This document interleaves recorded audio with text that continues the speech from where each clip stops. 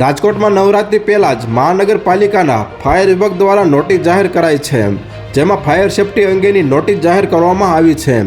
તેમજ ગરબા આયોજકોને અલગ અલગ 30 જેટલા નિયમો ફરજિયાત પાળવાના રહેશે. લોકોની સલામતીને લઈને ફાયર વિભાગ દ્વારા એક નોટિસ જાહેર કરવામાં આવી છે. રાજકોટમાં લોકમેળા દરમિયાન પણ રાઇડ્સ મામલે હોબાળો થયો હતો અને હવે નવરાત્રી આયોજકો માટે કડક નિયમો જાહેર કરવામાં આવ્યા છે.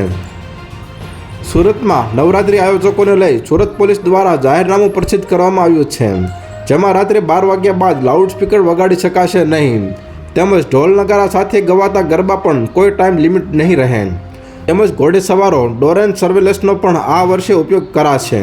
તેમજ નવરાત્રિના ડોમમાં આયોજકોને તમામ સ્ટ્રક્ચર બાબતે મંજૂરી મળશે. મોડી રાત્રે મહિલાઓ હેલ્પલાઇન નંબર પર કોલ કરીને મદદ માંગશે તો પોલીસ મદદ કરશે. તો હાલ અત્યાર માટે આટલું જ મિત્રો. ફરી મળીએ નવી અપડેટ સાથે. તે પહેલાં વિડીયોને લાઇક કરી ગુજરાત ટોપ ન્યૂઝ ચેનલને સબસ્ક્રાઇબ કરી દેજો અને પાછળ આવેલું બેલ આઇકન પણ દબાવી દેજો, જેથી તમને નવી નવી ખબરો મળતી રહે.